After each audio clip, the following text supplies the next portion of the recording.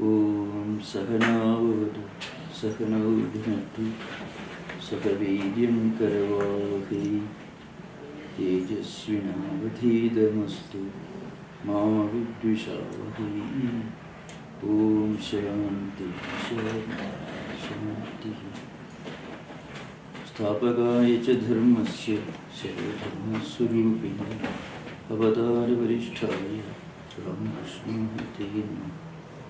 Sudhismriti Purananam Alayam Karunalayam Namami Bhagavat Padam Shankaracharya.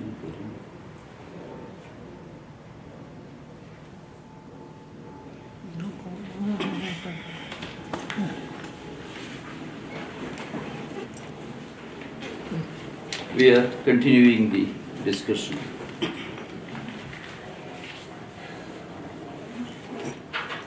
So yesterday we discussed a very interesting part of the practical Vedanta life.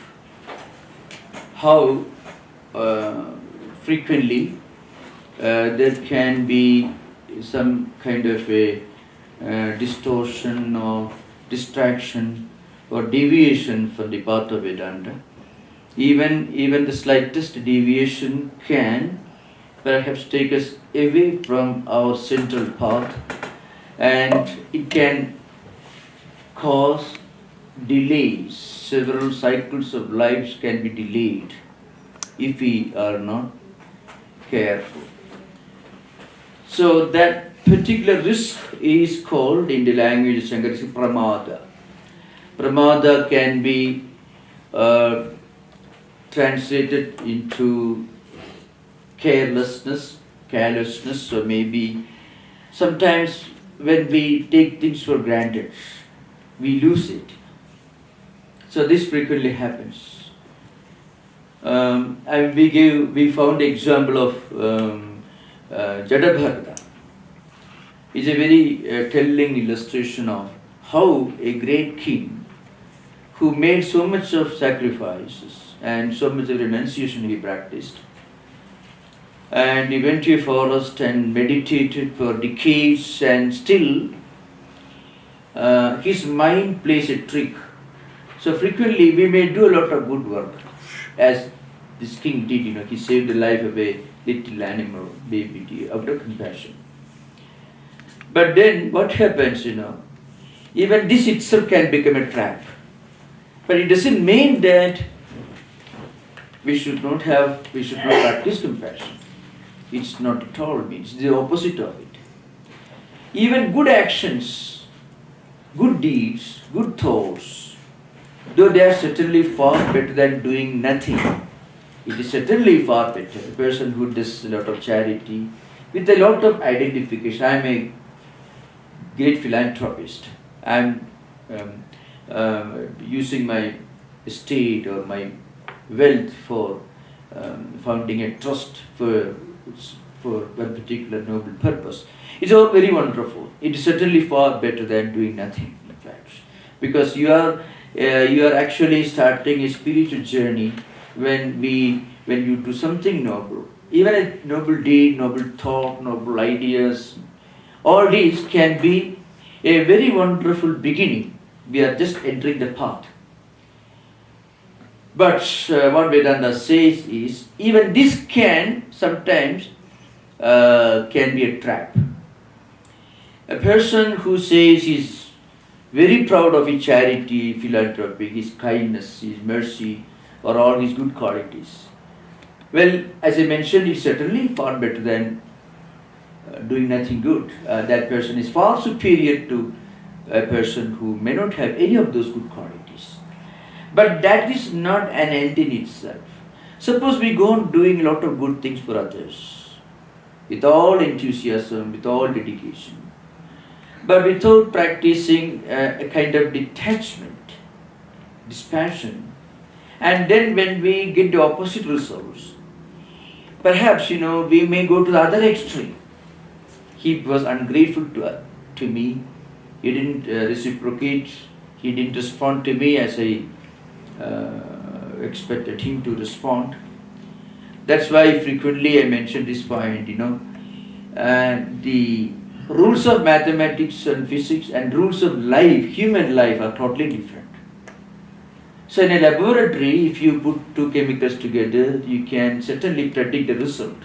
2 plus 2 is always 4. You can predict the result. You can be sure as to what will be the result of adding 2 plus 2. 4. No doubt about it. But in life, that logic doesn't work. Because that logic doesn't work, we get philosophy, mysticism, poetry and others. Otherwise, somebody sitting in a cave or under a tree like Emerson or near a pond, sitting big transcendental poetry, you should be crazy. If you judge his action and life purely on the scale of utilitarian pragmatism. But great poets, great thinkers, I am not talking about spiritual seekers actually.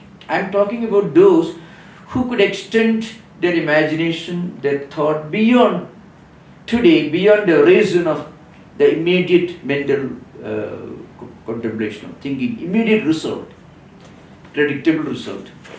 So when they find that this logic doesn't function, or a different kind of logic operates in real life, you do something and you get the opposite result. You do a lot of good actions, you get the just opposite result. It doesn't happen in mathematics. Then we are compelled to admit the limitation of mathematical logic in life. And then people, great thinkers, great artists, start thinking of something transcendental, something that goes beyond the empirical, beyond the phenomenal, beyond the world of senses. So that's one thing. But then even the best of well-intentioned activities can be a liability if we are not mature enough to anticipate the possibility of unexpected results.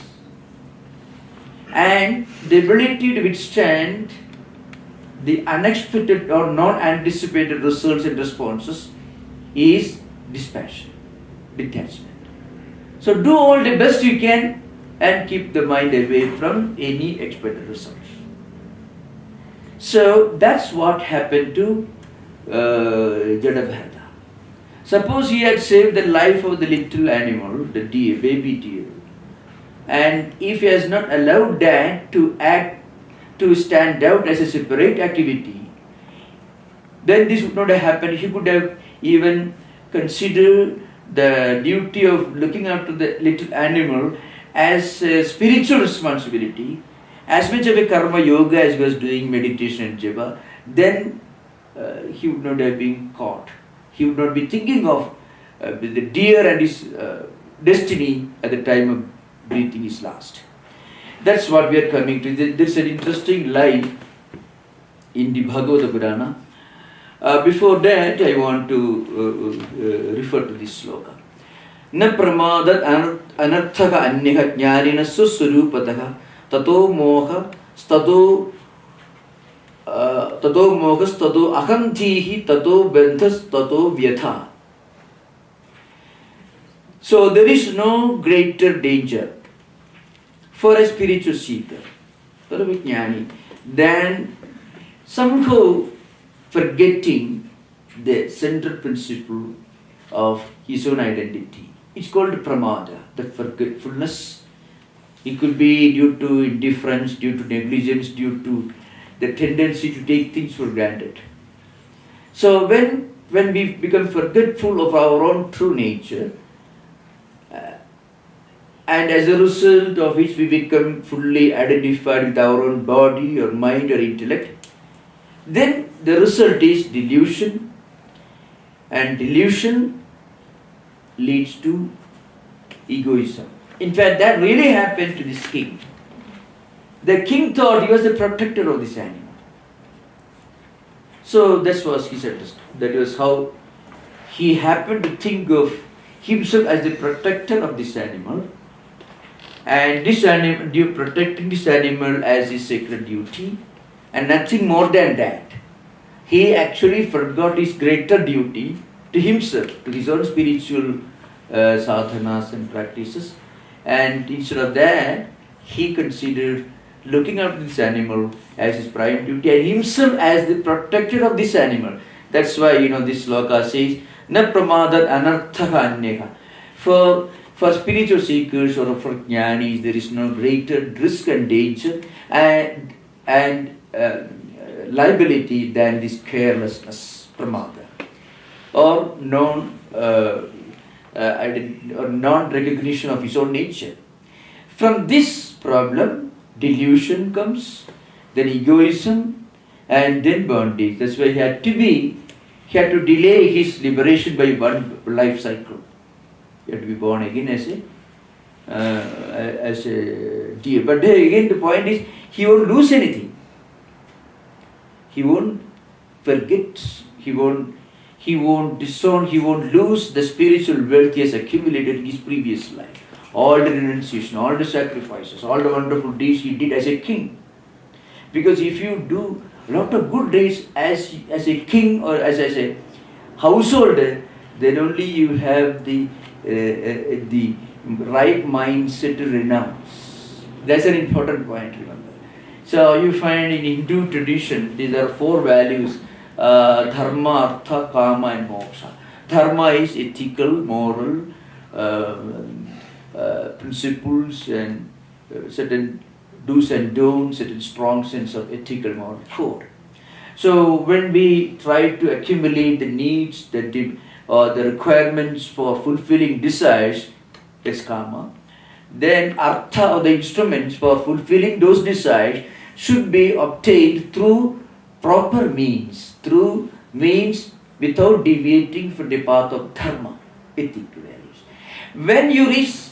Gradually when you reach a stage of maturity, by acquiring all the secular needs and requirements through the path of dharma, then what happens? You understand the limitation of material prosperity or secular prosperity.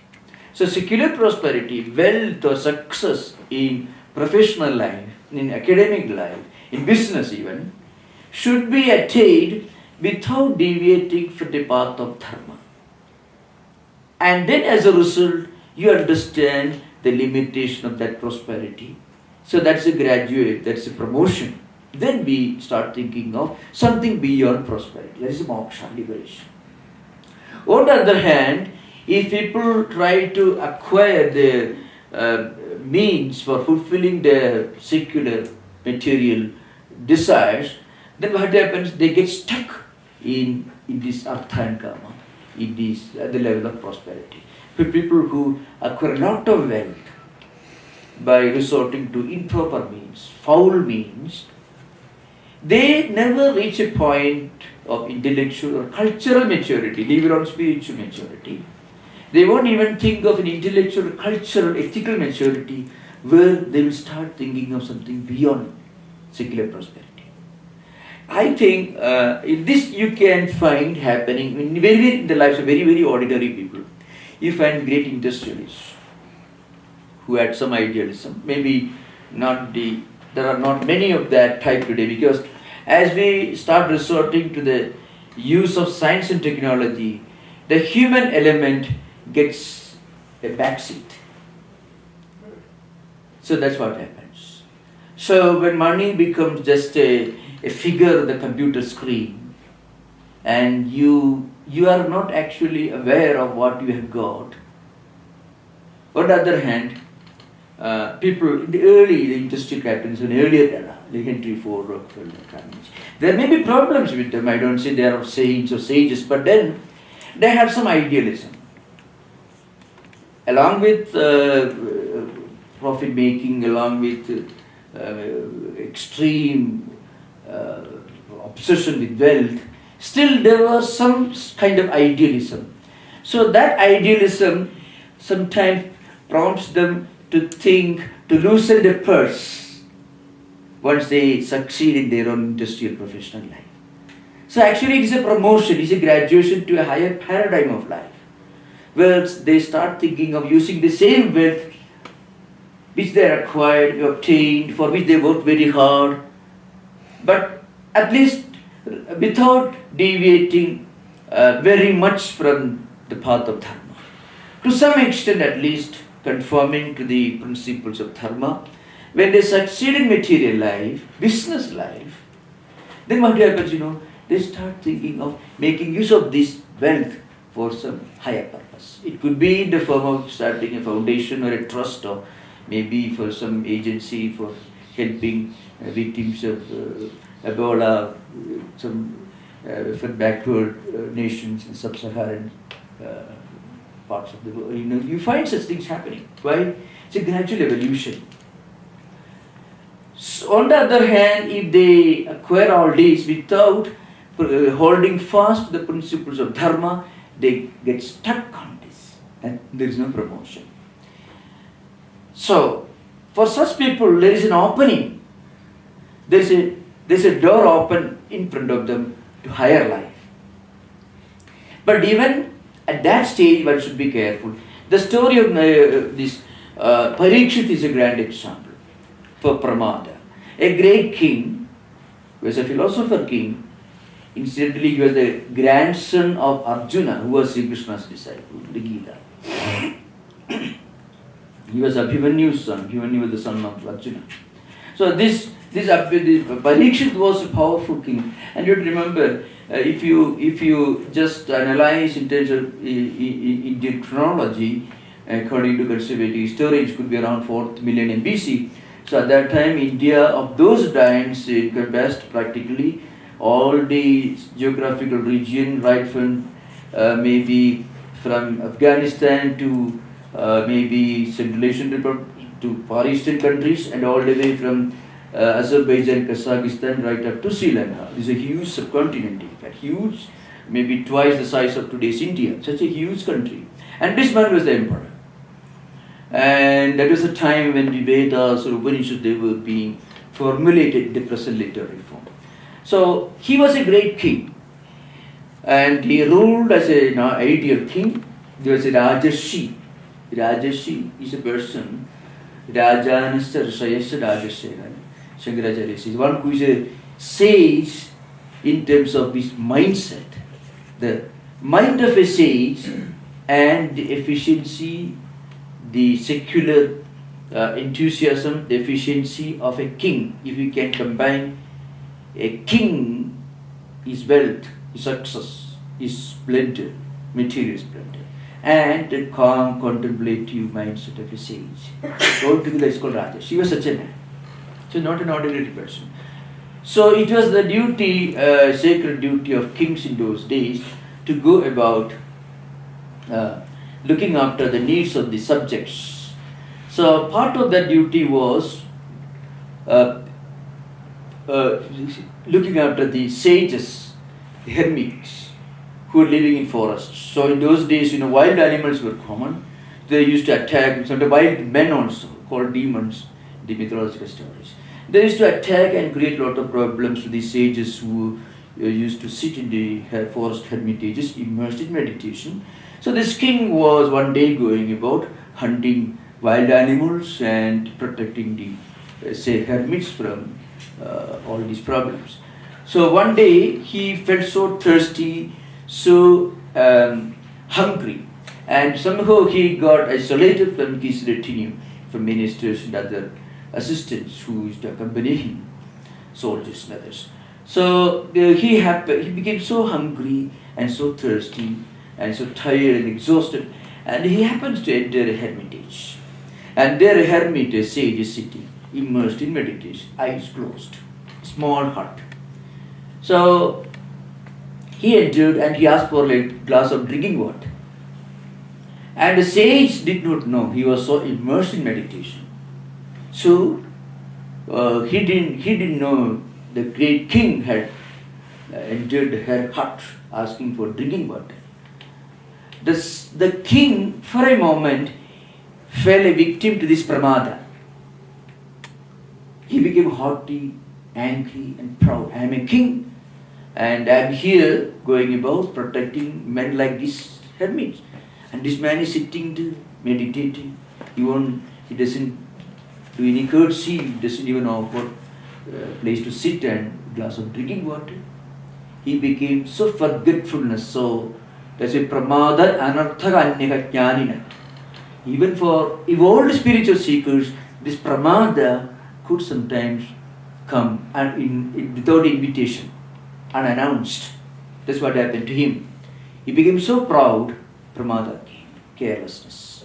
It could happen in unguarded moments. So then he looked around and he found a dead snake lying about near the hermitage. He raised that dead snake with the one end of his bow. He was an archer, the king, and he put it in the neck of the sage. He was immersed in meditation and he went away in anger. After some time, the sage's son came. Remember, these sages were all retired householders. That's what you remember. They were not monks, they were retired householders. So in those days, whenever householders saw their face getting wrinkled and hair getting grey, instead of going to some place to reverse the metabolism, whitening the teeth and blackening the hair, they used to go retire with the wife, husband and wife, will go and spend their time in hermitages, and there they used to teach young children and others Vedas. So many of the great rishis, sages of Vedic age, Vedic era, were these sages. So he was such a sage. Okay, now Shamika was the name of the sage. He had a son, Srinki. He was also a great man because he had practiced these mantras, meditation. So he had also strong mental power because meditation. And when he returned home, he found his father sitting immersed in meditation with a dead stinking snake on his neck. And the son got terribly angry. What he did, there's a river nearby, he entered the river, took a few drops of water on his palm and uttered a mantra. Whoever has committed this heinous crime, sinful deed, he will die. On the 7th day from now, he will die of snake bite. So that is the curse. That's how the story goes. In fact, this story is not so very important, but that's one part of this background.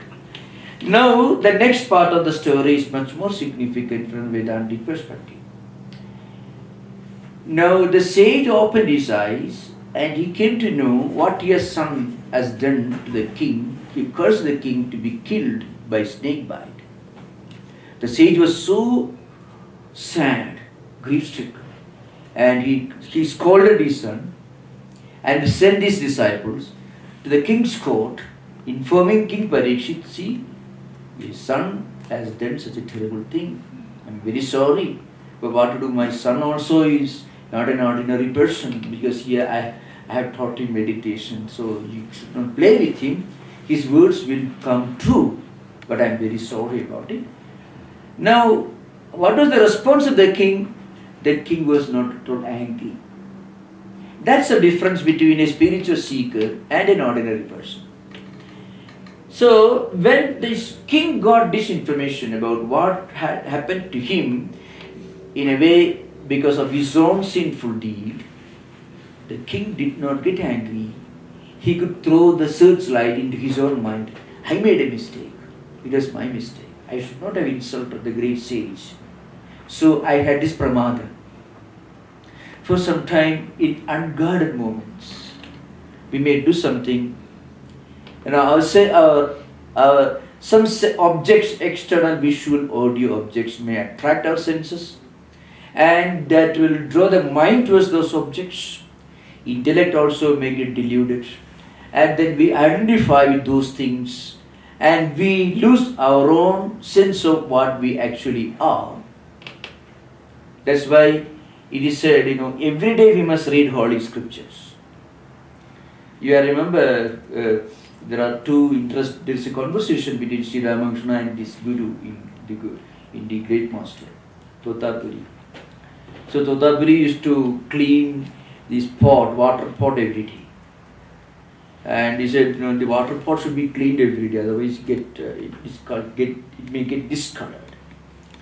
So Sri Ramakrishna asked, you make it made of gold? No problem.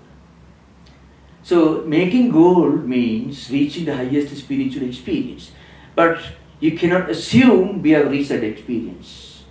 There is still a gap, a distance to be traveled from where we stand mentally and where we stand intellectually. Intellectually we may be drawn towards a great idea. We should not delude ourselves into thinking that our mind has reached there. What we do, what we think, what emotions emerge in our mind are the responsibilities of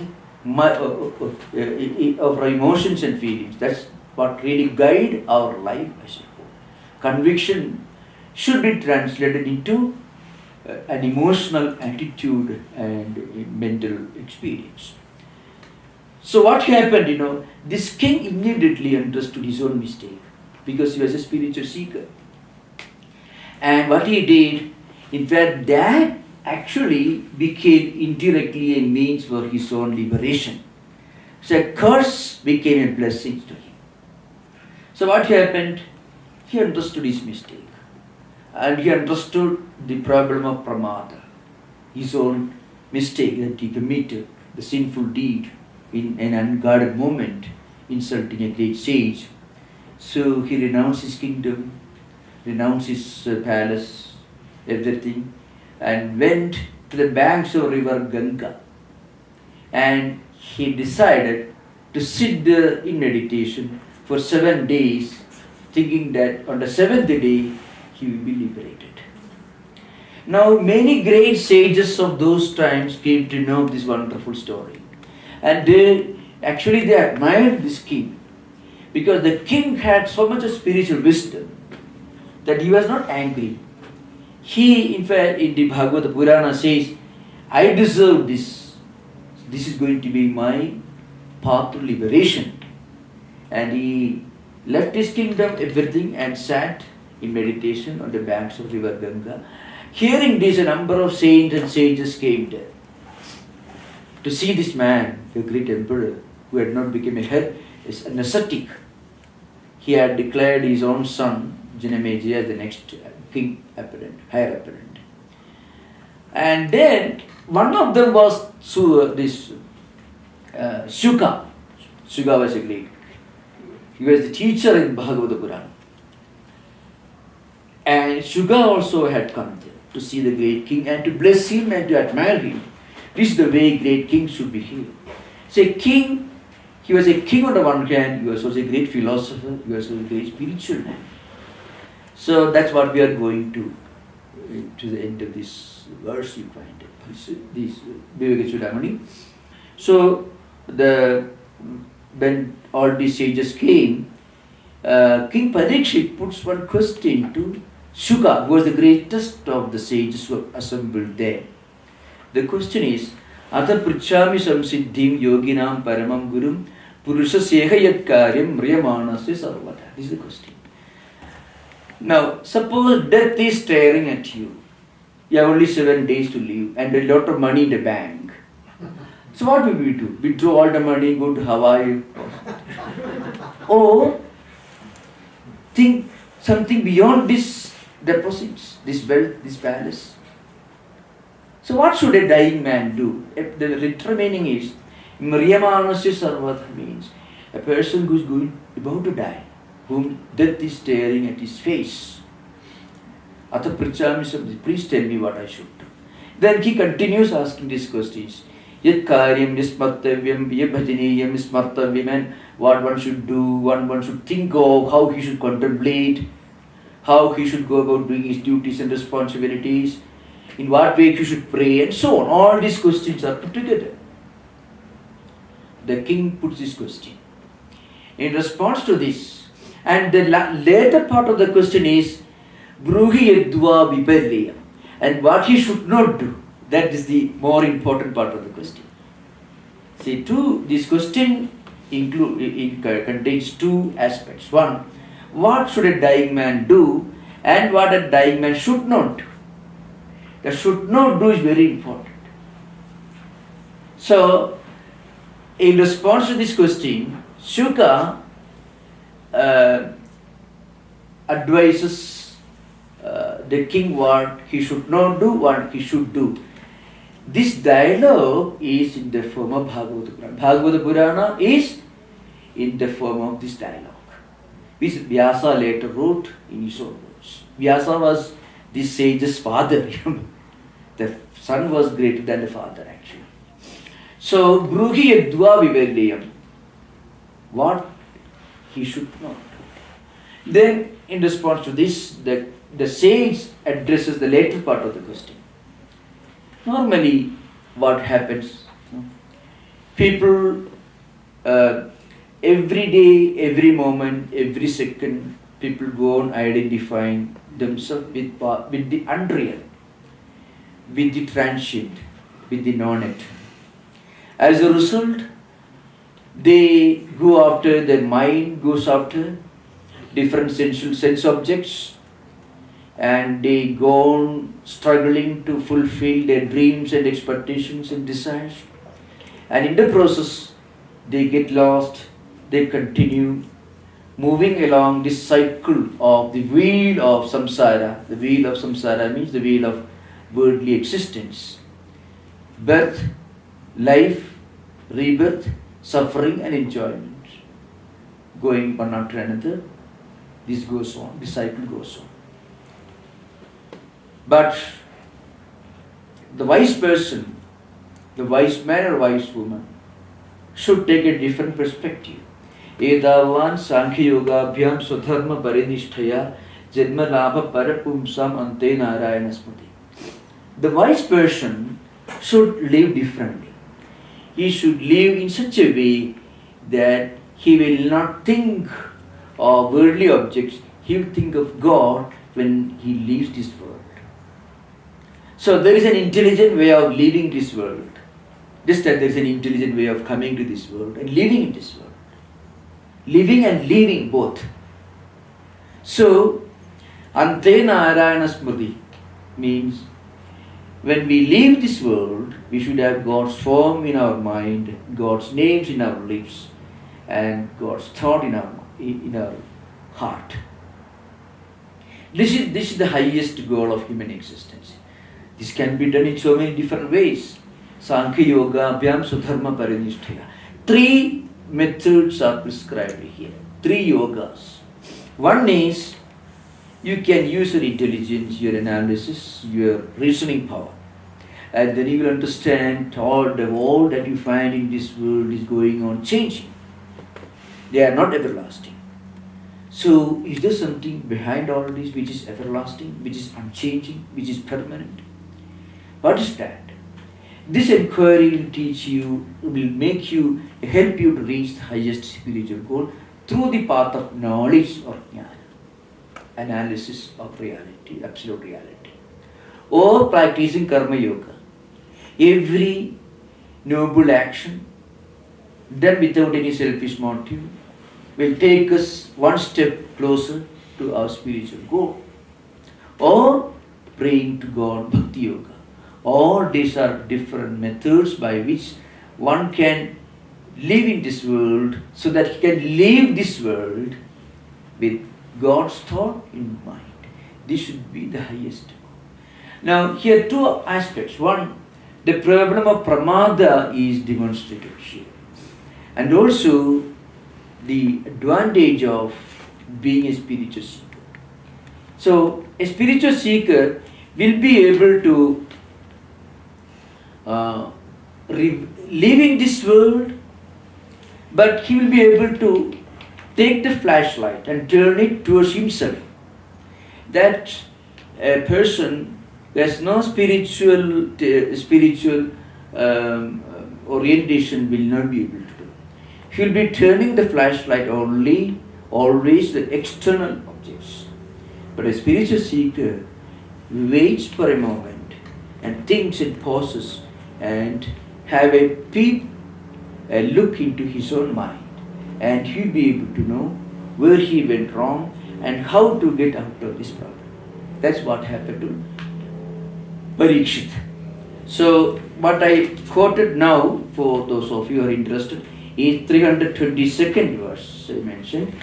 Now what I'm going to recite now is 270th.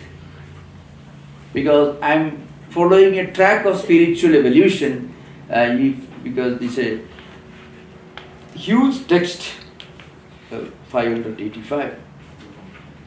So this is the 270th. Lokanuvartanam tyaktva dehanuvartanam shastranuvartanam tyaktva swadhyaya abhyayanam kuju. So we must relinquish, give up the observance of social formalities. It doesn't mean that we should define them. We should not get stuck at the level of mechanical practices. That's the idea behind it. And then we must give up all attachment to this body, looking upon this body itself as the ultimate instrument for life. And we must also avoid too much of engrossment in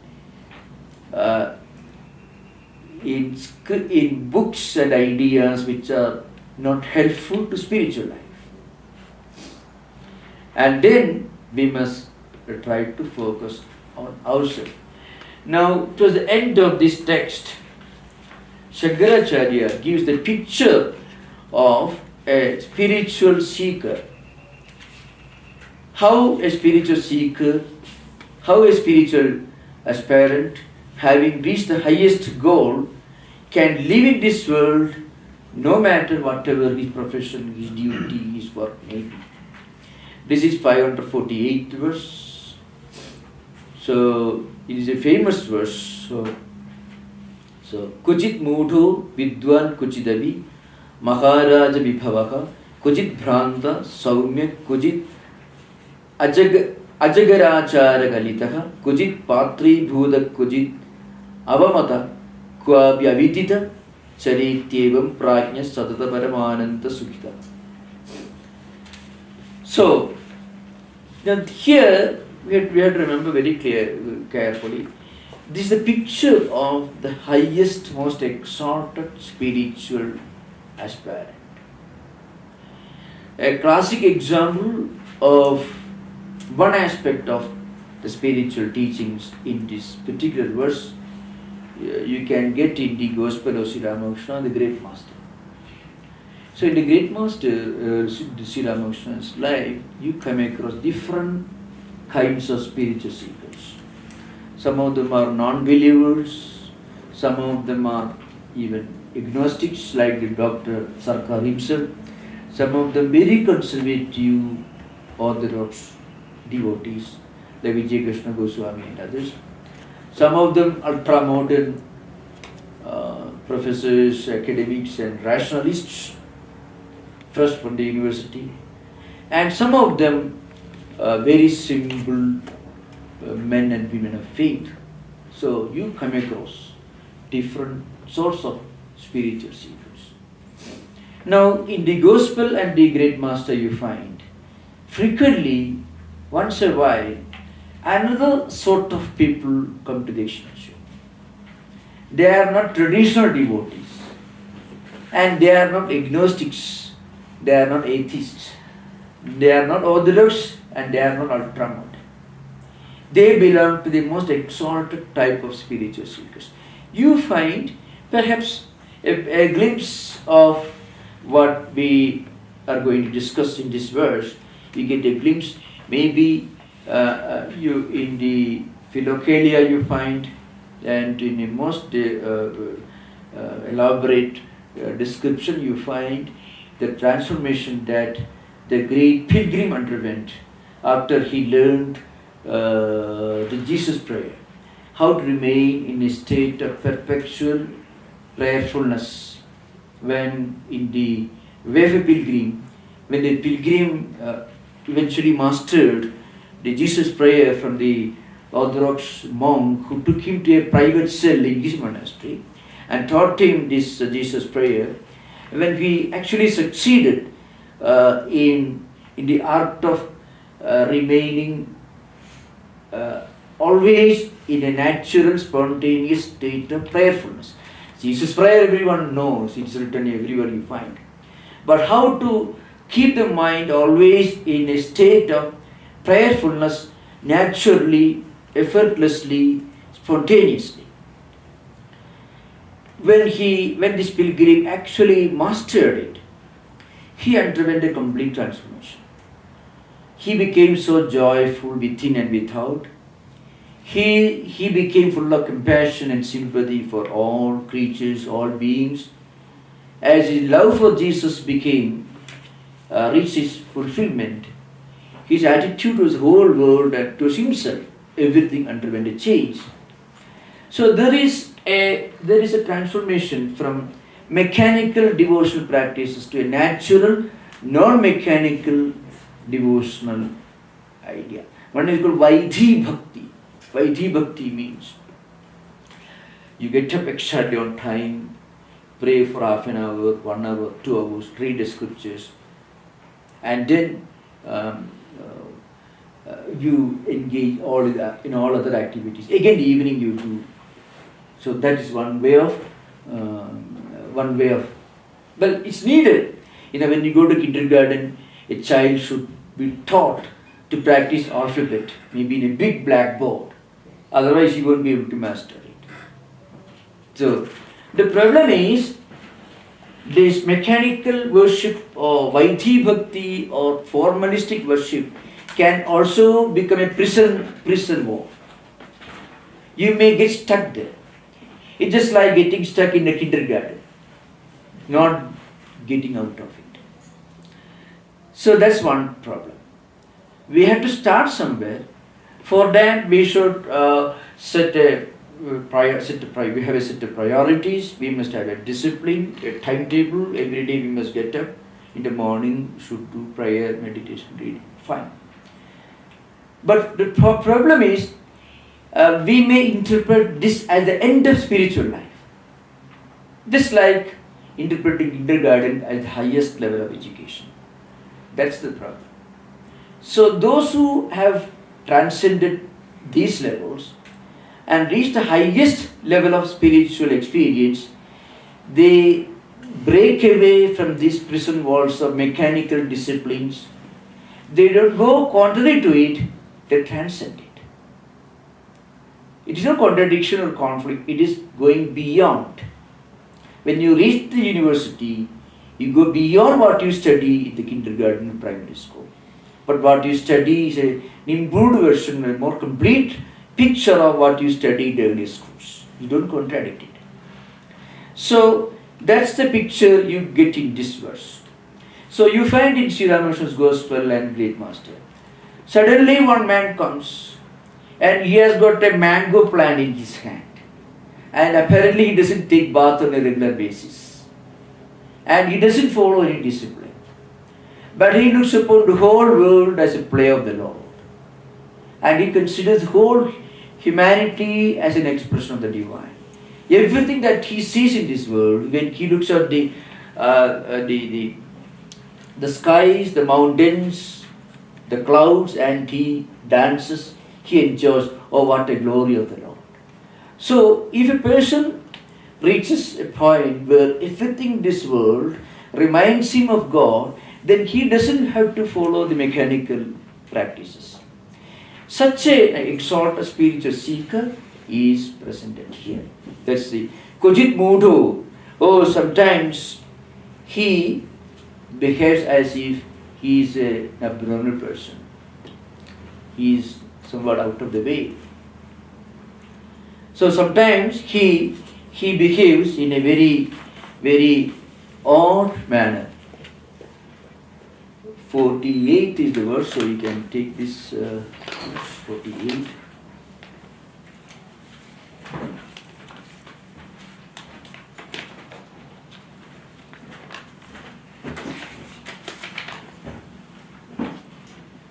I frequently recite, I don't see the text, but I can just show you with exactly the verse number. I can show you because in your book it will be different, So it could be different in your book. But anyway, later you find, when I explain, you find. Yeah. It could be 42nd. It could be 42nd. Swami 542nd or? 542nd or 548. Both different versions. So sometimes he looks like a fool. For others, not to him. He is always in an exalted mode. Again, if you read the way of begin that I quoted from right now, there are many statements in R.M. French translation which correspond exactly to the description of Prahlada, who was a little boy, great devotee, whom Sri Ramakrishna considered to be the archetypal devotee of ancient times. When sometimes he feels he is very close to God. Sometimes he becomes forgetful. Sometimes he cries, he weeps. Sometimes he behaves in a very odd manner. So remember, this is the most exalted state of a devotee. And sometimes Kojit Vidwan, sometimes he behaves like a sage. Sometimes like a sage. Kojitavi Maharaja Vibhava. Sometimes, he looks like a man possessed of great regal splendor. And sometimes what happens, Kojit Bhrantaha, going about. Kojit Saumyaka. Sometimes he is very mild and very humble, very pleasant. Sometimes he looks like a scholar. And then Kojit Patri Bhuta. Kojit Avamataha. Sometimes he is not honored, sometimes he is honored, sometimes he is insulted. Charatyevam Prajnaha. This is the picture of a great spiritual seeker. So, this is what happens. But remember, one should not assume that one has reached this state. It will be like a kindergarten child assuming that he has reached Harvard, which means his education will not progress 1 inch forward. So everyone should begin with a set of disciplines. One should have a set of disciplines. And as we get more and more evolved through following a set of spiritual disciplines, slowly we feel that we can think of God even when we are not in the temple or the shrine. We don't have to go to a temple or a church or a place of worship to feel the presence of God. That's one thing. So, sometimes, as I mentioned, in Vaidhi Bhakti or mechanical form of devotion, there is always the problem of getting stuck there. I can give an example. One of our Tikakaras makes a very funny remark about a sloka in the Gita. Yuktahara viharasya yukta cheshtasya karmasya yukta sukma avabodhasya yogo bhavati dukkha. So this is the verse in the Gita. You should be moderate in eating food, also in not eating food, in fasting also, in what you work and also in leisure, you should be moderate. Now, sometimes over asceticism is considered to be a very wonderful thing. Vedanta totally disapproves of that. So the real purpose of austerity or upavasa, see upavasa, upasanithe samipe vasati iti upavasa. When you practice fasting upavasa, what you're supposed to do, you are living close to God. So when we deny our body certain things which may take our mind away from God, we deny body. No, you won't eat today, think of God. But if we don't have the right approach, I've seen a few examples of devotees, not in this country, before coming here. There are some devotees, today I'm fasting. See, these fellows are eating 4 times a day. Look at me, I'm fasting. So once I told that person, you should eat 4 square meals every day for many years, then you reach a point where you are ready for fasting. So when we really practice austerity, we don't become proud of that austerity, asceticism. That's what happened to Buddha. Buddha was sitting under the tree. He was an example of negative ideal of austerity. Of course, he corrected himself. When he sat under the tree, what he told himself, in Lalita Vistara it says, he says, uh, um, he took a vow. I am sitting under this tree. Aprapasiddhim bhujanma dullabham naivasanat kaya matas chalishyati. I am sitting under this tree. Before and without reaching the highest goal, I will not Tagasti mamsam cha virayam cha yatu aprapasiddhim bhujanma dullabham naivasanat kaya matas chalishyati. Even if my body falls, I won't get up from this seat. What happened? He became so weak. One day he could not get out of the river where he went for a bath, and then he realized it is not right way. So Lord Krishna had already told before Buddha started this, 3000 years earlier, Lord Krishna had already stated you should be moderate. So the point is, a moderate form of austerities, regular practices are necessary for the beginning. But when a person transcends the early stage of discipline and practices, then what happens? He feels the presence of God every moment, every day, every second, everywhere, in everything. That is the picture. Kujit Bhranta, Kujit Saumya. So what we normally call the received norms, practices and conventional behavior patterns, all these things are of no relevance to him. He will be naturally be living in God, and God will be living in him. So there is a famous verse, Krishna bhogi chugastyagi nirbo janagaraghavu vasishta karma gartaja tesha mukti sthiti sama. It's a very famous verse. But it is not here, you find in that book, you will find it there. Lord Krishna was an emperor, a soldier, a diplomat and a philosopher, and a preacher and a spiritual teacher incarnation. So you can see, Lord, if you see Krishna's picture, he doesn't look like an ascetic, certainly the opposite of it. Good dress, plenty of wonderful food, he was ruling a kingdom, he was a soldier, he was a philosopher, he was a saint, all together. And Shuka, he was born when he was 60 years, it said. He refused to come to this world. When he was born as born. The world itself was his clothes. He never cared for food. He was Vyasa's son, but greater than Vyasa. He just walked. He didn't bother about anything. For him, there is no difference between life and death. No difference between God and the world. So he looked upon everything and everybody as an expression of the divine. And he was an ascetic. So Krishna was a king, Shuka was an ascetic. For both of them, the spiritual state of experience in which they live are the same. That's what this sloka says. And Janaka was a great king, a philosopher king in the Brihadaranyaka Upanishad. He was also a mighty emperor, he was a philosopher. So it is said, in Janaka's court, somebody came, a reporter came and announced, oh, the kingdom, the palace is on fire. So Janaka was never shocked. But some of his courtiers and others were assembled. They were in a hurry. They had some little money stored in their house. They wanted to protect it, preserve it. To take the money out of the home is going to be burned. They had some clothes, some of them. So they hurried back to their homes to protect their clothes, to preserve their clothes, because they didn't want them to be burned. Some of them had some little something, kitchen utensils, little money, small amounts, clothes, or some little few books.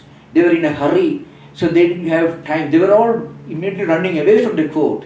So Janaka asked them, where are you going? Oh, I have kept some $500 in my home. I want to save it. I don't want it to be destroyed. I have 50 wonderful clothes. I want to save that. So, but Janaka had the whole palace, his property. He never stayed a moment. He kept quiet. So he says, Janaka had his whole kingdom on fire, the palace. He never considered those things as his. But these courtiers considered their small little savings as theirs. They were in a hurry to protect it. So who was the real Brahmajnani? The rich, powerful ruler Janaka, or these courtiers, ascetics, who had their own Kamandalu, maybe or copy of Bhagavad Gita, some Rudrakshas, which they wanted, they were in a hurry to retrieve, to save from being burnt. But Janaka had palaces, horses and elephants, money, wealth, everything. He didn't worry if they are going to be burned or not. So, that Janaka is an example. Rama was an emperor, Rama was a king, he was a soldier, he was a fighter, he was an ascetic. So, Krishna, who was a king, Shuka, who was an ascetic, both belong to the same category.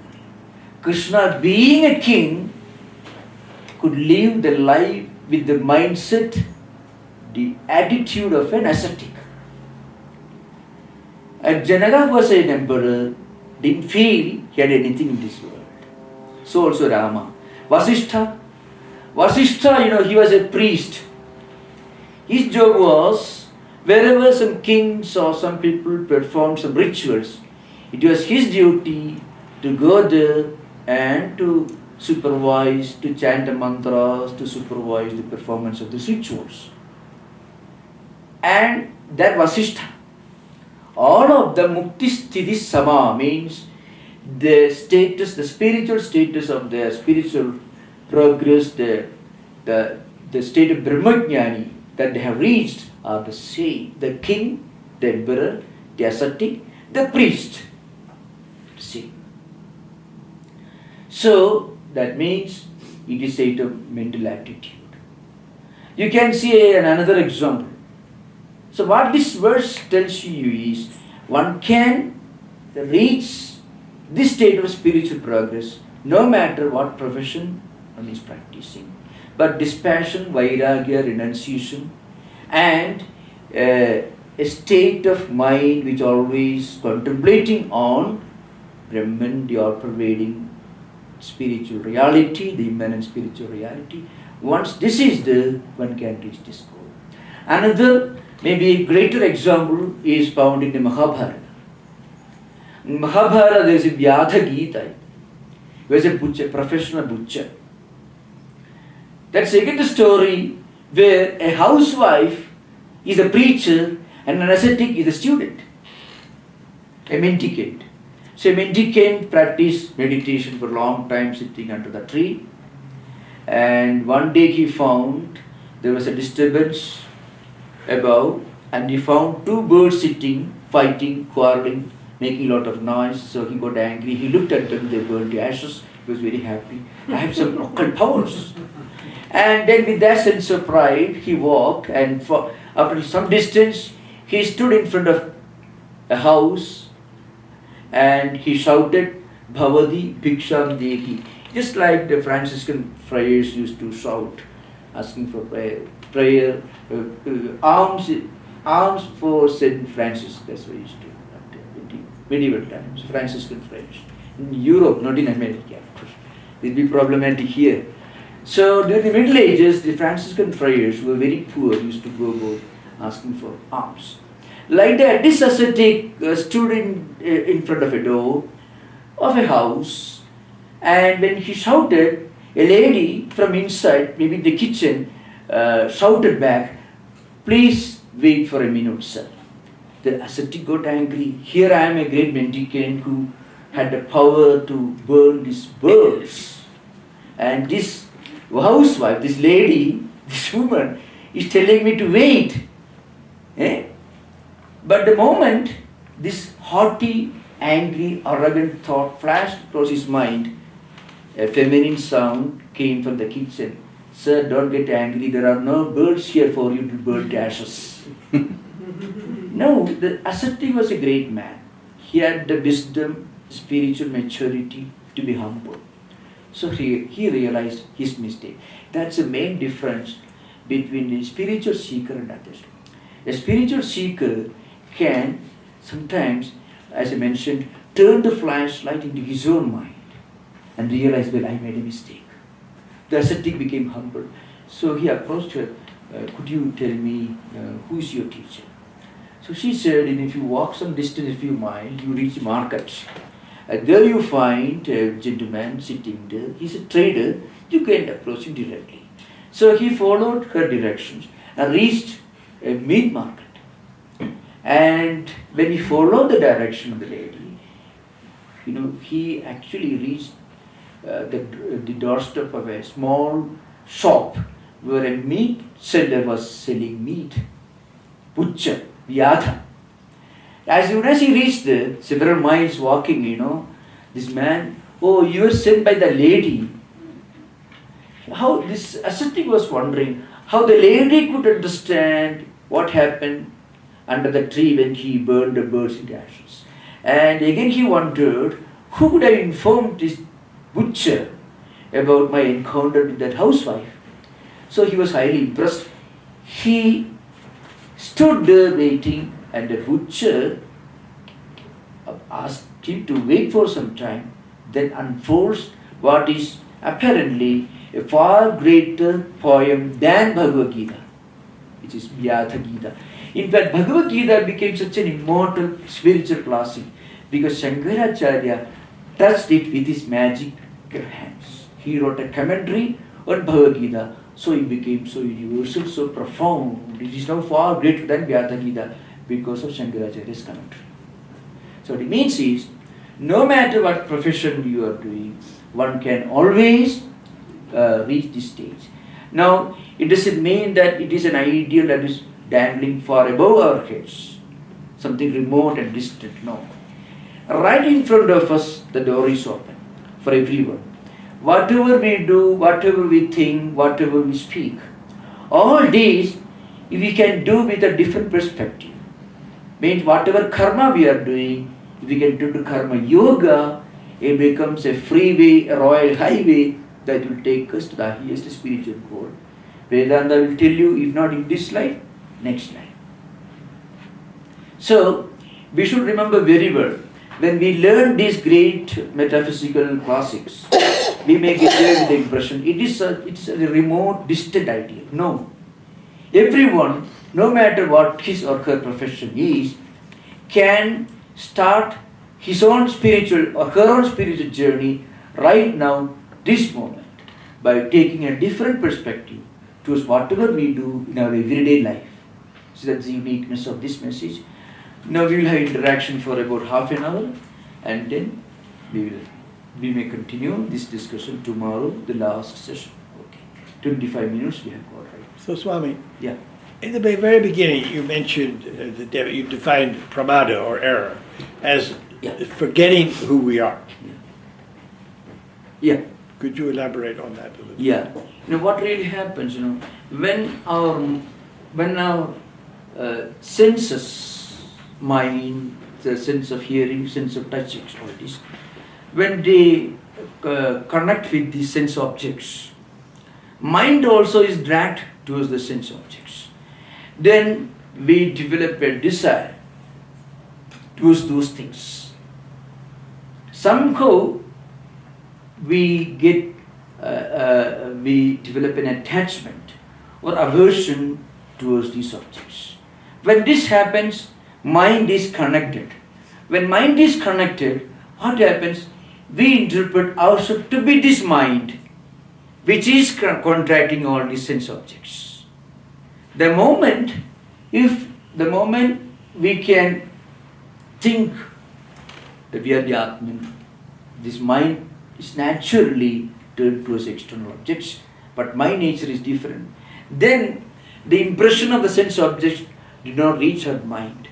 It stopped somewhere. It's called Sussagolagi, Dhamma. You find in the early classes we described. So Dhamma.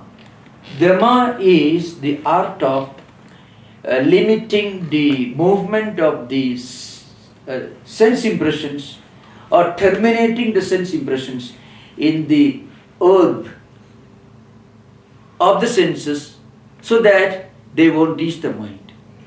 It is not a physiological or biological organ. It is something that we develop as a part of spiritual life. See, when we develop a higher spiritual perspective, then we may see different things, but immediately we are able to, these are all insignificant. We may see an object, the visual object, So the visual image may reach the retina, but that's all. It doesn't reach the mind because the mind is not attracted towards that. That means it doesn't reach the mind. That moment of this visual image, it gets terminated in the Golaka. Golaka is the orb. Something that stands between mind and the sense. It reaches the eyes, no doubt. When we hear a sound, for example, reaches the ears. But when we do not identify ourselves with this object, from where the sound is coming, that doesn't reach the mind. It may reach, but it is filtered out. So basically, we are not identifying with when we identify with the mind, that is pramada. Yeah. So, Actually, no. When we become victims of pramada, what happens? It reaches the mind, and we identify with it. When we practice this spiritual discipline, then this pramada doesn't occur. Pramada is a mistake. It is carelessness. It is a blunder. It is a pit that we fall into when we are not spiritually alert about our own true identity. That is pramada. So when we develop this inner alertness, what happens? We may see, we may hear, but we are not caught by what we see and what we hear. The words, the sound, the visual images may come, but but they don't register in our mental system, because when we are focused on our own identity as Atman, then these visual images are filtered out. We are not caught by it. We are not trapped by it. so Swamiji, what you're saying that all the senses which are gathering the impressions, Yeah. they go to the mind, cognize, but the self is not connected to it. That's what you're saying, Swamiji? Yeah. When you are contemplating on yourself as the Atman, which is not connected to any of the senses, which is independent, with the universal spiritual divine reality, when you are always contemplating on that true nature of yours, then what happens? All these sense objects which normally drag the mind towards them do not reach the mind, because your mind is always contemplating on something higher. This we can easily illustrate. See, when you may be looking at this, let's say this lake, but if you are contemplating on some higher ideas, the color of the lake, the blue color of the lake, and the lake itself may not be there in the mental system, but the image will reach the retina because it's like photography, but it doesn't reach the mind. So where does it go? Stop. It gets terminated according to Vedanta. Susugolaki means Dhamma. That's called Dhamma. We already discussed this when we are discussing Dhamma. So this happens even not only for spiritual seekers, great thinkers or maybe even for scientists, for example, when they are so busy with scientific experiments. A scientist comes to Lake Tahoe. He is not interested in nature, beauty, all those things. And if he sits there, he may still be thinking about his experiments, his formulas, all those things. He may be seeing this lake, but his way of looking at the lake, seeing the lake will be different from somebody who enjoys the beauty of the lake. Be different. A person who enjoys the beauty of the lake, let's say poet, his mind also takes the form of the lake. But scientist mind doesn't do that, because his focus is elsewhere. Yes, I did.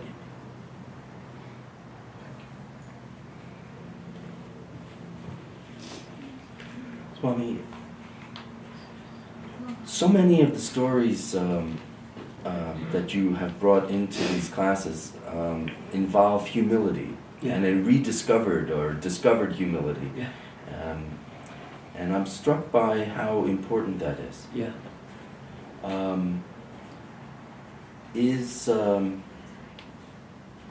Obviously it's essential, Yeah. and this message keeps being reinforced. Humility is one way of looking at it. when they look upon themselves as something other than all this, when they identify the Atman. So, humility is the word humility, as normally used in the ordinary language, has got a very limited, weak connotation. That's why I was going to ask, Yeah. when one is connecting with the Atma,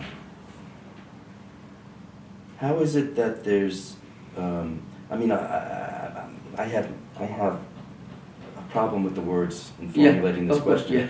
but it seems that on the one hand, the glory of the infinite Yeah. is so big that the connection might feel big, but it's also so big that it can be frightening, and then you see that the self is a small matter. Yeah. So both things seem to happen. Now the self is one with the infinite. So when we expand our own understanding of what we are, ourselves, we recognize its identity and oneness with the universal, all-pervading reality. So when you become so big, then you don't feel any need to be humble or arrogant either. In fact, the true sign of a great spiritual man is neither humble nor arrogant.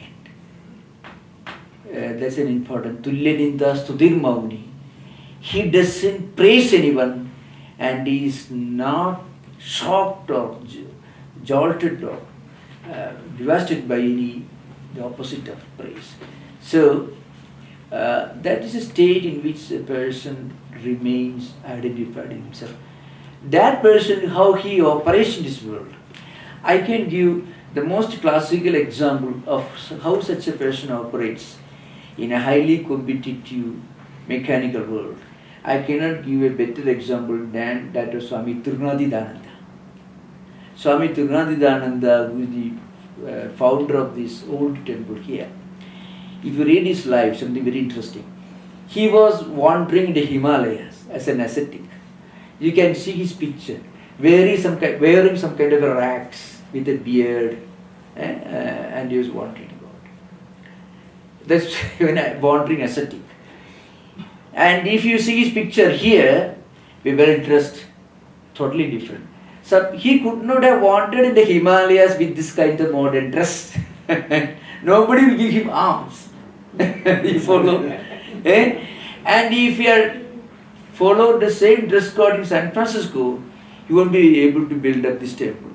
Remember. So both should be understood. Now, this Swami Tattwamayananda, who was such an ascetic, a wanderer, wandering, like a beggar, he used to go, he went to Tibet, he will sit somewhere with the rash, somebody will put something in his hand and they will eat it and continue. This is how he lived. He was asked by Vivekachudamani to come to San Francisco. And now, when he came to San Francisco, he became a different person. He had a mission. And all the ascetic powers, the concentration, the power of mind, all his concentration, everything took an entirely different form. It took an intense form of intense spiritual and mechanical, physical, intellectual energy. He went around, he revived the Vedanta society, he reorganized the Vedanta society, the congregation. He built a temple within less than 5 months. We took 3 years, more than 3 years for renovate in this 21st century with all modern technology and engineering skills. Now, how did he do that? Vivekachudamani, you have seen his picture in Chicago. And when he went to Belluman, he was wearing only loin cloth, which he would not have worn in Chicago. So, that's why Janaka had to rule a kingdom. He had to sit there with all those clothes, all those courtiers and all that. But in his mind, he didn't bother. That's why he sat quiet. When people who did not have $100 worth of property were rushing home to salvage their whatever little belongings they had, the mighty Janaka, the emperor, whose kingdom, whose palace was on fire, he must have taken some actions to put out the fire, but he didn't feel any attachment, any obsession. So Lord Krishna, for example, Lord Krishna, he knew that his life was coming to an end. He was the one who was a mighty soldier, diplomat, philosopher. Finally, he allowed a humble hunter who could not have killed even a deer to shoot an arrow directed towards his own toe. And he allowed him and blessed him. And he, as part of a cosmic scheme, if you read Bhagavad. Now how do you explain this? And Shuka was an ascetic, like a beggar, mendicant, wandering about. He didn't know who gave him food, where he would get his food. That Shuka and this king Janaga and Krishna, they all belong to the same spiritual state of realization. That's what the text says. So where's the difference? The difference is with our own attitude. That's why I give the example of Swami Tattwamayananda. That's one classic example.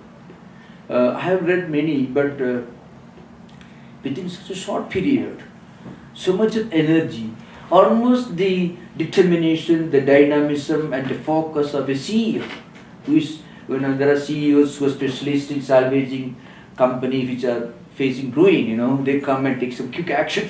That's what he did actually, in a bigger way. And that too, he came to a place where he didn't know the language. He knew the language more or less. Everything was new. So, and all these people found in him a great teacher. They helped him, find. And this man who had taken loans to build old temple, $8,000, he was thinking maybe this time the temple will slip out of his own hands because he had taken loan. And one day he was praying to Sri Ramakrishna. An old man comes to the old temple, accompanied by an assistant who was holding a bag full of $8,000.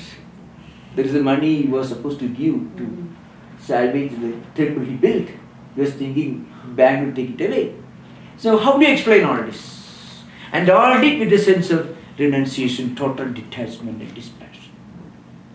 So when you talk about Shuka, when you talk about Vasishtha, there are great examples referred to, mentioned in this book. But just 120 years back, we had this great man working now in the city of San Francisco. How do you find this? So, that shows where a person can assume a totally different role. But he was always thinking this is Sri Ramakrishna's work. And it was proved at the last moment when this old man came with $8,000 in gold. So, that's why what the truths discussed in this book are true. You wanted to ask some question, somebody from there? Please.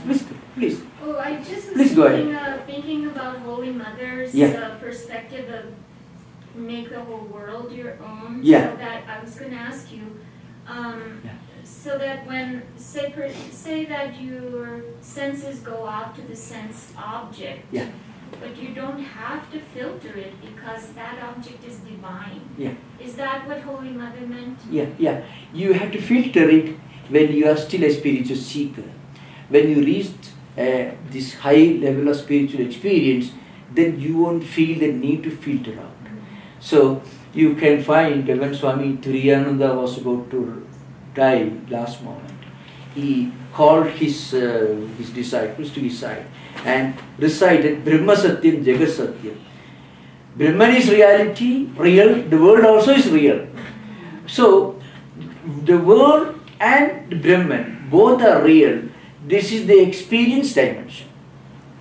But before you reach, you have to use this power of when you call discerning wisdom, the Crest-Jewel of Wisdom I mentioned in this book. So when you reach that level of highest experience, after going through these disciplines, then you naturally reach that point. You don't leave anything behind. See, Sri Ramakrishna, look at Sri Ramakrishna's life.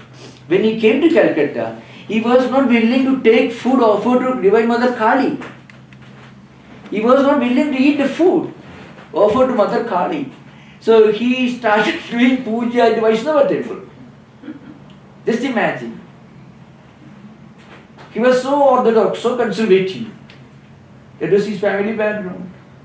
But he was a great spiritual seeker. As he evolved, finally he became the greatest devotee of Mother.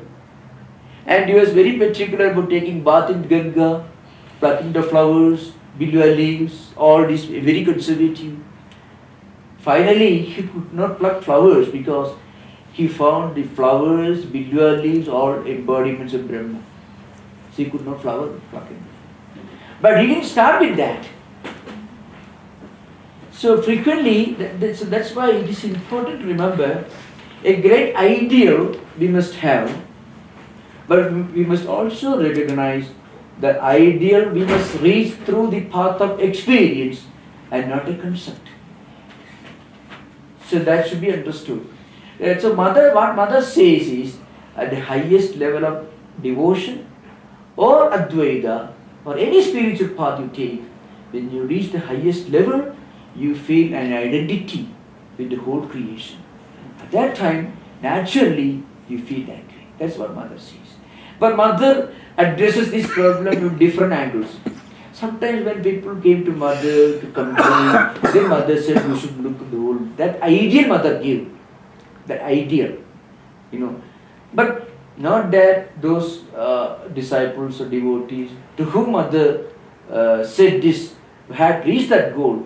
But Mother wanted to tell them, eventually, in the ultimate analysis, the whole world is one family.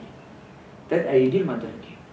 At the same time, Mother also insists that you should be careful, you should do sadhana, you should be careful what you speak, what you eat, you should focus on these disciplines. That also Mother said. What about that statement on the power of imagination? So what you imagine today is reality tomorrow. How does that fit in?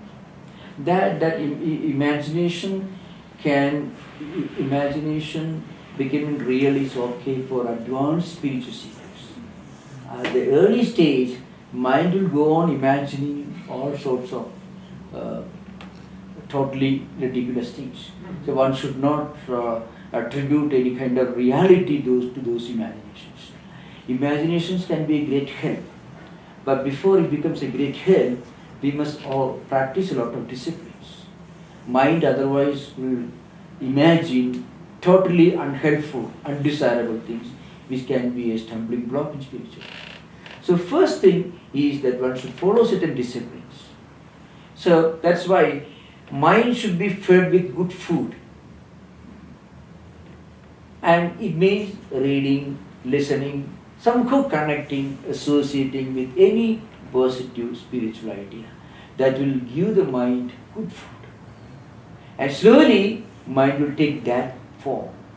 Then mind will imagine things that be helpful. So we will continue the discussion tomorrow. Om Shanti Shanti Shanti Harihi Om Tat Sat Sri Ramakrishna Arpanastu